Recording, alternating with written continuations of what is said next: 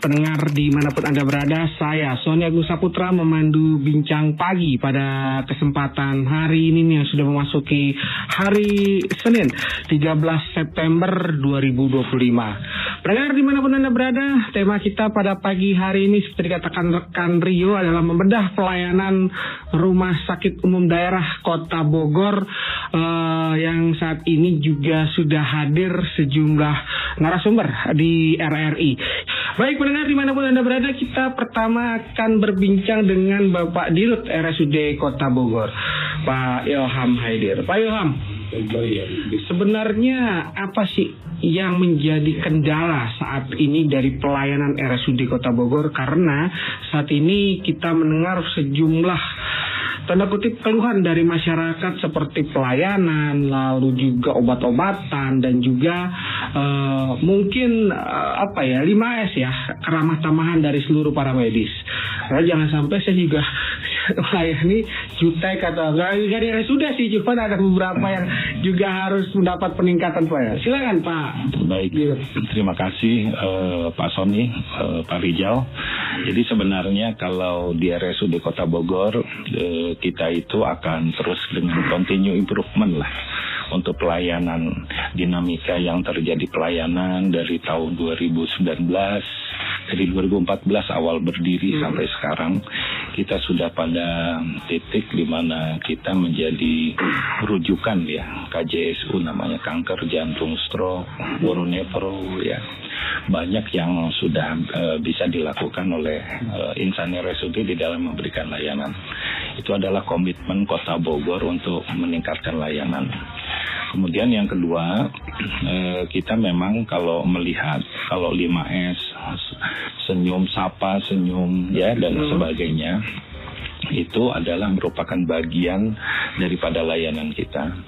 Mungkin di Google Review kita itu bisa dilihat ya. Google Review kita itu kan yang paling objektif ya. Kita itu dari netizen yang berkunjung memberikan penilaian. Kita ada di angka 4,7 dari skala 5 ya. Tapi lepas dari itu bukan berarti bahwa kita itu merasa baik, tidak. Dalam sisi layanan publik kita selalu melihat bahwa pasti akan ada kekurangan-kekurangan dan itu merupakan dinamika ya. Dengan kunjungan sehari kita 1.300 pasien sehari, jumlah paling tinggi untuk di Kota Bogor. Kemudian jumlah di IGD-nya 200 pasien, bahkan kadang-kadang lebih dalam satu hari. Kita itu memang dituntut untuk bisa memberikan layanan yang paripurna. Tetapi memang dalam hal ini ternyata banyak faktor dinamika di sini yang terjadi. Satu, petugas automatically dengan beban itu ada SOP, standar operasional prosedur yang harus dipatuhi. Dari klinis yang namanya kendali mutu kita itu ada. Nah, hanya saja misalnya saya pasien di IGD, dia harus mengerti tentang triase. Ada hijau, kuning, merah, hitam. Pembagian ya. Betul. Nah, kadangkala ini sering ya Pak Rijal ya, pasien itu demam sedikit ya, langsung datang ke IGD. Nah, kita coba untuk layani, dimasukkan ke hijau. Tetapi terkadang banyak yang di situ tugas kami untuk menjelaskan. Kebayangkan dengan seperti itu. Ada yang tidak mengerti prosedur dan lain sebagainya, sehingga banyak sekali hal-hal yang terjadi di lapangan. Tapi kita di Rumah Sakit Umum Daerah Kota Bogor tentu akan terus mencoba untuk menjadi sahabat lah, untuk tetap memberikan penjelasan walaupun yang dihadapi terkadang pasien yang yang tidak mengerti, kita coba untuk supaya mengerti prosedur. Terkadang kita suruh pulang gitu ya, karena memang tidak masuk ke gawat daruratan, karena tidak akan bisa ditanggung oleh BPJS. Tidak lagi ya?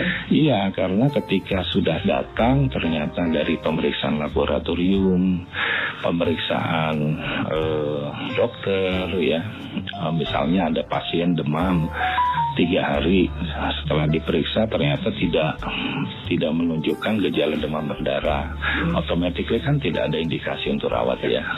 Maka pasien pulang, begitu dipulangkan pasien marah ya misalnya. Loh ini kan jadi atas pengertian-pengertian seperti ini. Dan ini akan terus terjadi. Tapi saya pikir itu tantangan. Baik. Begitu. Dok, artinya seperti apa sih edukasi kepada seluruh, dan terutama saya ingin headline adalah peralatan. Apakah semua sudah bisa tertangani di RSUD Kota Bogor? Karena ini menyangkut jiwa. Ketika dalam satu rujukan kan perjalanannya kita tidak tahu macet atau tidak karena kegawat daruratan. Dikhawatirkan pada saat dirujuk mereka meninggal dalam ambulan, kan itu juga bahaya. Itu seperti apa, Dok? Alhamdulillah sih kalau kita di sini ada prosedur ya. Jadi kalau pasien kita tuh kalau di rumah sakit di Kota Bogor, RSUD Kota Bogor sudah alhamdulillah punya peralatan yang sangat lengkap. Hanya saja pada saat penanganannya kita itu setelah ada rujukan KJSU oleh Kemenkes dari 2024 itu memberikan dampak memang. Adanya lengkap peralatan, adanya lengkap tenaga medisnya. Dulu ada 4 subspesialis, sekarang jadi 12 subspesialis. Bahkan sekarang nambah jadi 14 subspesialis. Nah ini tentu dalam rangka untuk supaya menciptakan masyarakat bisa berobat di rumah sakit. Tipenya B ya sekarang? Ya tipe B. Nah, tipe B di Bogor mana aja sih, Dok? Rumah sakit PMI, rumah sakit umum daerah sama Hermina ya. Nah itu dia. Nah jadi dalam hal ini sebagai contoh aja data kunjungan layanan untuk kunjungan KJSU, kanker jantung, stroke, uronefro ya. Itu di tahun 2023 97.092 pasien. Di 2024 melonjak 132.106 pasien. Untuk sampai Januari sampai Juni di 2025 itu sudah tercatat 72.768 pasien. Nah ini aja udah setengahnya ya, setengah jalan itu sudah segitu. Jadi automatically itu akan di akhir tahun Desember mungkin 150.000 ya. Jadi terjadi kenaikan 35% untuk pasien-pasien KJSU. Nah KJSU itu berbiaya besar. Itu yang saya ingin masuk deh, karena berdasarkan data informasi dalam beberapa pekan ini ada piutang hingga puluhan miliar. Hutang ya bahasa. Nah itu gimana sih, Dok? Nah, jadi pertama gini dulu untuk berangkatnya. Kita lihat dari undang-undang aja deh dulu ya, bahwa hak kesehatan dalam konstitusi dan undang-undang itu dilindungi. Pertama itu pasal 28 ayat 1 UUD 45, bahwa setiap orang berhak hidup sejahtera lahir batin, bertempat tinggal dan mendapatkan lingkungan hidup yang baik dan sehat, serta berhak memperoleh pelayanan kesehatan. Kemudian Undang-Undang Nomor 17 Tahun 2023 menjelaskan kewajiban rumah sakit untuk menyediakan layanan bagi masyarakat yang kurang mampu dan menjalankan fungsi sosial. Nah, rumah sakit umum daerah sebagai BLUD itu diatur pada pasal 185 Undang-Undang Kesehatan 2023 bahwa menyebutkan dapat mengelola keuangannya secara BLUD. Nah, terus yang menjadi permasalahan adalah ketika kita ingin memberikan layanan yang terbaik, pada saat itu kita 98% pasien BPJS. Nah, BPJS juga bisa disalahin karena BPJS itu membayarkan berdasarkan kelas diagnosa ineligibilitas. Nah, itu undang-undang juga. Tetapi pada prinsipnya ketika rumah sakit ini semakin maju dengan adanya layanan-layanan itu, seperti kanker, pelayanan nambah darahnya, obat-obat kankernya, operasi kankernya, itu bisa dilakukan di rumah sakit. Nah, kita banyak menolong pasien-pasien BPJS itu, karena itu hak dasar bagi setiap warga negara. Oke, berarti permasalahannya di mana sampai hutang puluhan miliar? Automatically ada yang namanya di sini dari perspektif analisis manajemen, ada yang namanya defisit struktural.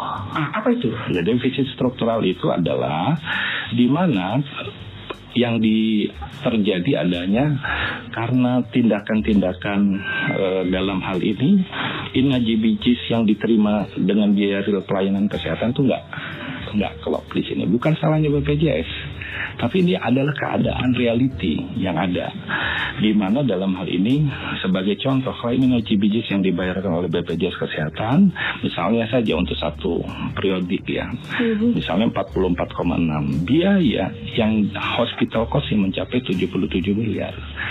Sebagai contoh, seorang bayi sudah keliling-keliling rumah sakit ya Pak Rijal ya, keliling-keliling rumah sakit, dia udah sini akhirnya datangnya ujung-ujungnya ke RSUD kan, dalam keadaan sianosis biru ya.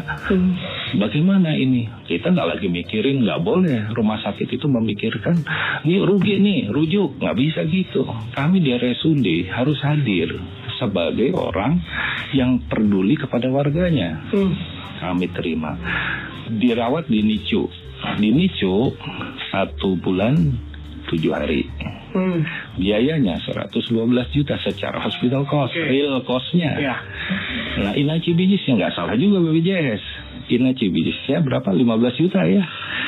Ina CBGs itu tanggungan ya, platform. Jadi, platform dari BPJS. Jadi intinya banyak lagi yang lain, termasuk operasi cancer dan lain sebagainya. Sehingga dalam hal ini RSUD berupaya untuk mensubsidi pasien ini. Itu gimana tuh solusinya tuh? Nah, jadi dalam hal ini semakin majunya rumah sakit, semakin banyak layanan rumah sakit, automatically seperti kita nih ditunjuk sebagai rujukan kanker, jantung, stroke, uronefro. Semua tindakan-tindakan yang berbiaya mahal itu automatically larinya ke RSUD. Terbuktikan 49% adalah penduduk dari Kabupaten Bogor, dari Cianjur, Sukabumi, Bekasi, bahkan Depok dan Jakarta juga datang. Nah, jadi dalam defisitnya dari mana itu uangnya tuh Pak? Apanya? Nah, otomatis tadi kan defisit struktural tadi, ya karena memang otomatis biayanya besar penyakit-penyakit itu. Nah, itu berarti pelayanan terganggu atau gimana? Nah, jadi otomatis kan dapatlah defisit itu jadi hutang kan, hutang kepada vendor obat. Dan ini defisit struktural akan terjadi secara akumulatif. Disinilah harus hadir peran pemerintah daerah dengan dukungan dananya. Dan insya Allah pemerintah Kota Bogor full support di tahun 2026. Selama ini kami tidak mendapatkan itu. Kami hanya mendapatkan ya pembangunan berupa gedung. Tapi yang selebihnya kita operasional. Jadi ini adalah harga keinginan untuk maju kita, Pak Sony. Nah, terima kasih Pak Dirut RSUD. Artinya ada defisit sebesar? Sekarang itu kita masih diaudit oleh inspektorat. Oh, masih diaudit, oke. Tapi hasil akhirnya, kita tuh tercatat kemarin angka kasarnya 104 miliar. 104 miliar. Betul. Tapi ini dalam hal ini kita masih terus itu kepada vendor obat-obatan. Karena kan harus beli obat kita. Betul. Nah, kita tahan dulu. Baik, terima kasih Pak Dirut RSUD Kota Bogor Pak Ilham Haidir. Kita sekarang adalah Pak Ence nih, sebelum dua narasumber saya, karena Pak Ence masih bersama saya? Ya, masih. Sudah tadi dengar paparannya dari Pak Dirut ya, bahkan ada defisit struktural 114 miliar. 104 miliar berdasarkan audit sementara ya.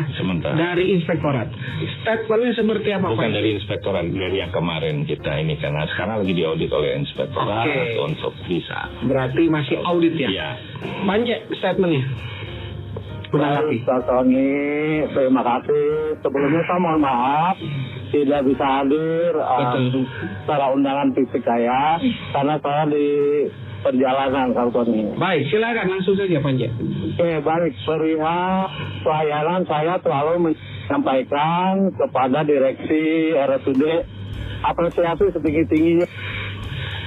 Baik RSUD itu dengan rumah sakit tipe B dan plat merah itu sudah cukup baik, Sony. Dari salah utang, piutang, kami menunggu informasi hasil audit dari Inspektorat Kota Bogor. Itu Sony. Artinya gimana nih Pak dengan dana katakanlah hingga 104 miliar? Apakah bisa tertalangi oleh Dewan? Artinya sudah penganggaran. artinya begini, kalau menggalangi mungkin DPRD, saya menyampaikan tidak bisa menanggulangi DPRD. Halo? Iya, silakan Banja. Iya, memang dari tahun 2019 saya Ketua Komisi 4 sampai sekarang 2024 saya menjadi Ketua Komisi 4. Kang Sony, mohon maaf, pihak Rumah Sakit RSUD tidak pernah meminta atau Kota Bogor. Ya, terus Pak? Ya itu aja dulu. Oke, berarti belum ada apa sih istilahnya kalau di BUMD kan PMP ya Pak, penyertaan modal perusahaan. Nah kalau BUMD itu istilahnya apa tuh Pak? Ya kalau di RSUD sebetulnya itu ada operasional. Kalau di BUMD memang ada PMP gitu Kang Tony ya. Oke, berarti dari 2019 hingga saat ini belum ada penyertaan dana operasional ya Pak dari direksi ya Pak? Belum benar, karena memang RSUD tidak pernah meminta begitu.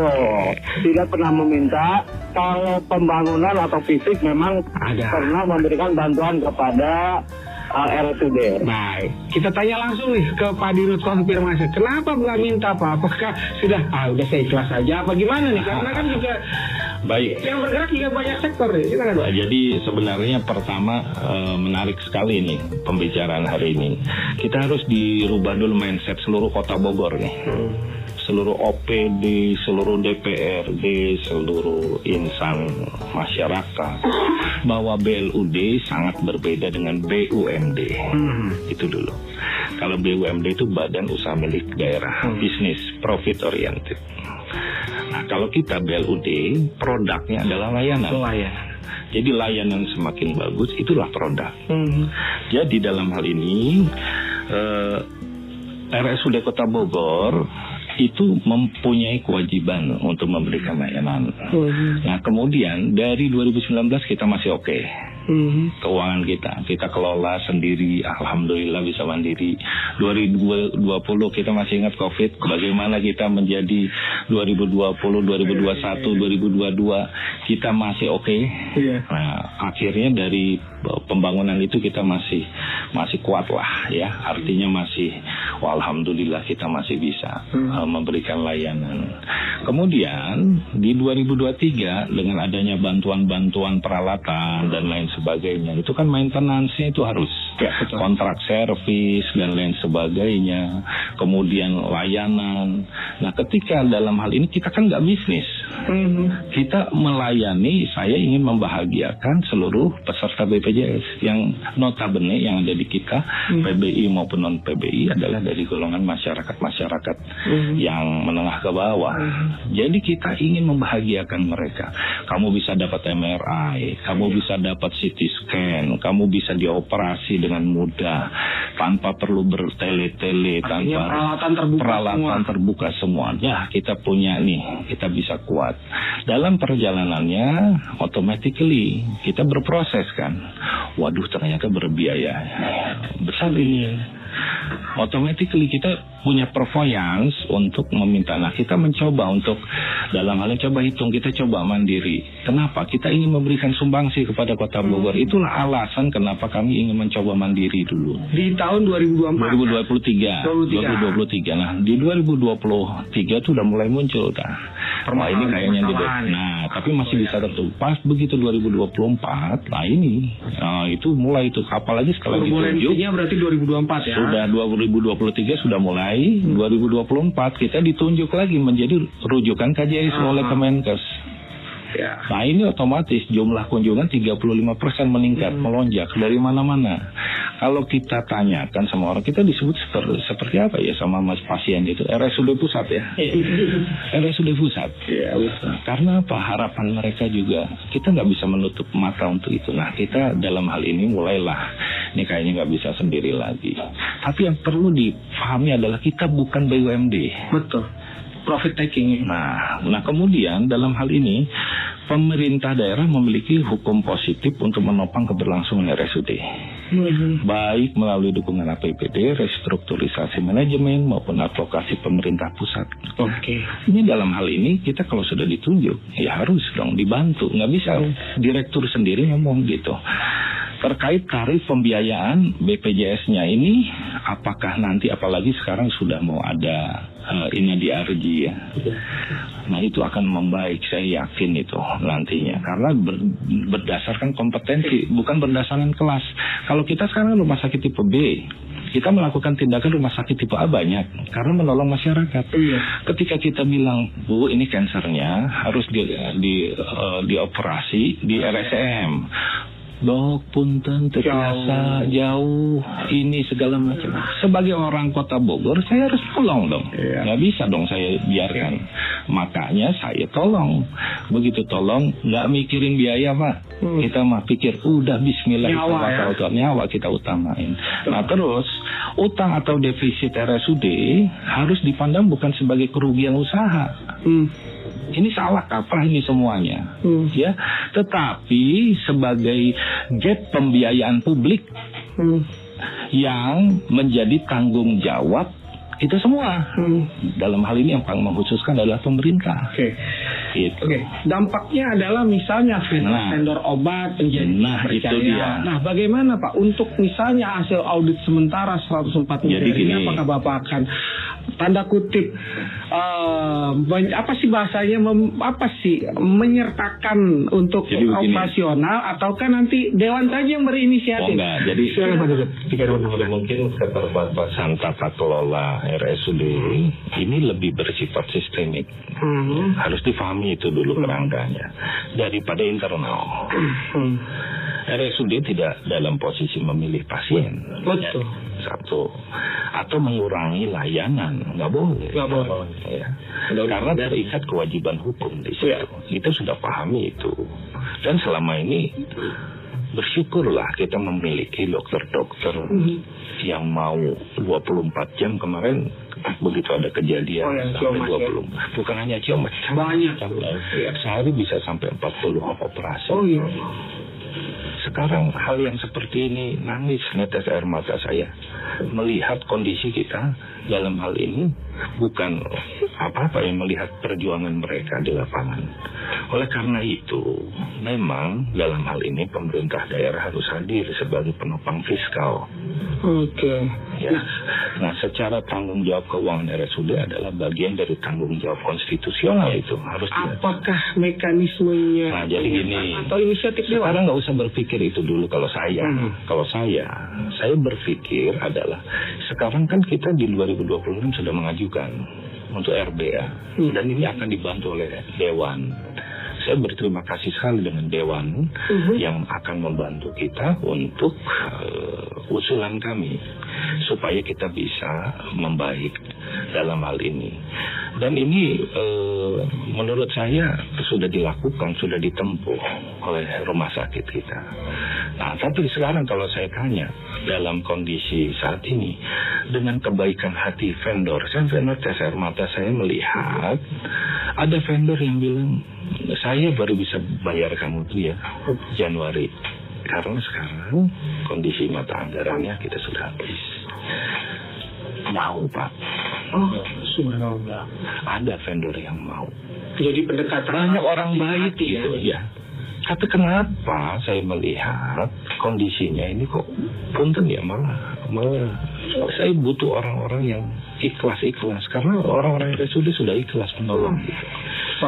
Nah jadi dalam hal ini saya juga berterima kasih nih dengan kondisi ya mungkin kita dengan ruangan ditanya saja kepada pasien-pasien yang sudah menggunakan ruangan kris yang kita pakai.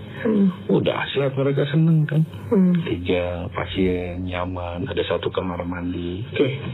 Ya. Saya mau bertanya ke Dr. Armen, pure sebagai ketua ID nih, ya.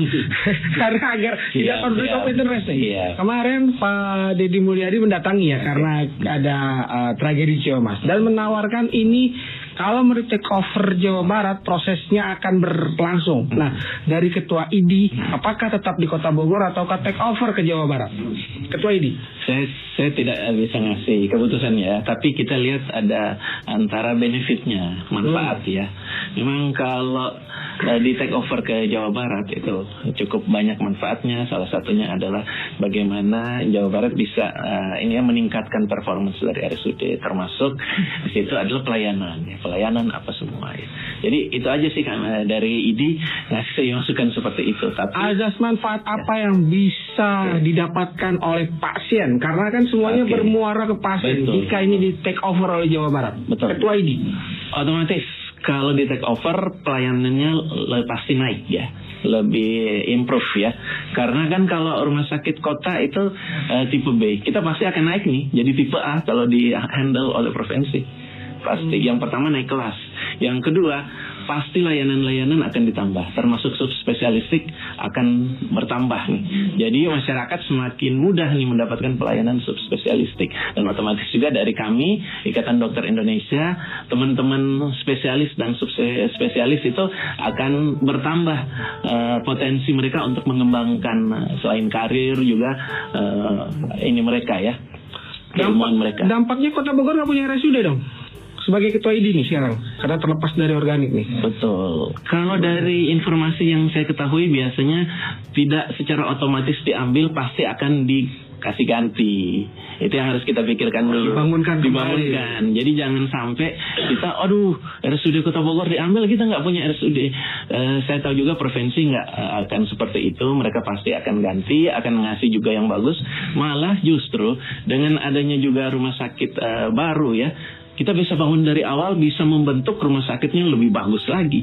Jadi memang dampak positifnya, manfaatnya itu sangat besar. Jadi memang kasus-kasus false emergency di RSUD Kota Bogor itu cukup tinggi, ya.